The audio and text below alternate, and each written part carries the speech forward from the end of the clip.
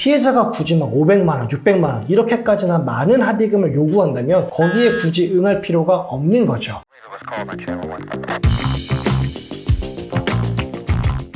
네, 안녕하세요. 오늘은 모욕 명예훼손죄 합의금 시세에 대해서 한번 말씀드려보도록 하겠습니다. 저희가 지난번에 올렸던 영상인데요. 폭행 상해 합의금 시세 많은 분들이 관심 가져주셔가지고 한번 다른 범죄에 대해서도 합의금 시세가 어떤지 말씀을 드려보도록 하겠습니다. 결론부터 말씀드리면요. 통상적으로 100에서 200만 원 정도 선에서 합의금이 형성이 되고 있습니다. 저희가 지난번에 한번 말씀드렸던 게 있는데요. 합의금이라는 거는 결국 내가 합의하지 않았을 때, 피해자 입장에서 합의해주지 않았을 때 가해자가 어떤 처벌을 받게 될 것인가, 그로 인해서 그 처벌 때문에 입게 되는 가해자에게 오는 불이익이 어떤 것인가, 이런 것들을 결국 종합적으로 고려를 해가지고 합의금의 시세라는 게 일반적으로 형성된다라고 말씀을 드렸습니다. 모욕 명예훼손 같은 경우는요, 통상적으로 500에서 200만 원 정도의 벌금형이 선고가 됩니다. 이거는요, 가해자가 피해자한테 일회성 모욕 명예훼손을 한 경우에만 적용되는 것입니다. 예를 들어서 가해자가 피해자한테 오랜 기간에 걸쳐서 지속적으로 모욕 명예훼손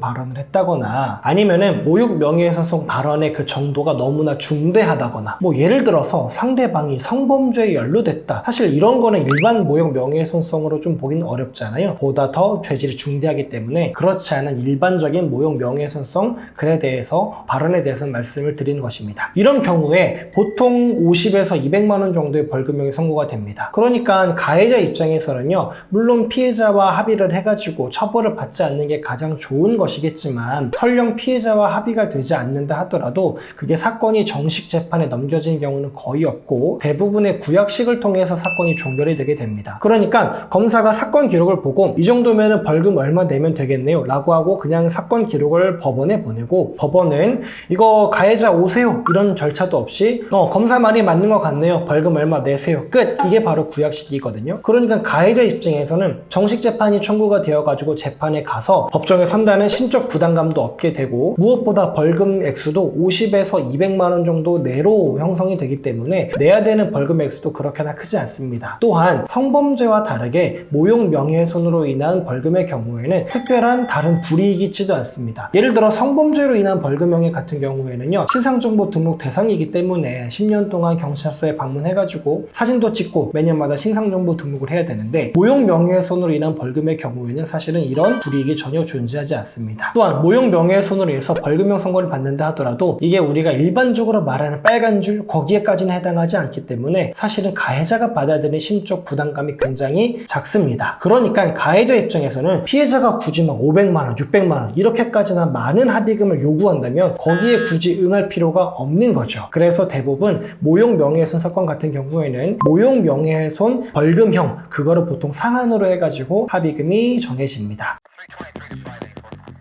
네, 오늘은 모욕 명예훼손 합의금 시세에 대해서 알아봤습니다. 정리해서 말씀드리면 50에서 200만 원, 통상적으로는 100에서 150만 원 정도 내에서 합의가 이루어집니다. 관련해서 궁금한 점 있으신 분들은 댓글 남겨주시면 답변 드리도록 하겠습니다. 감사합니다.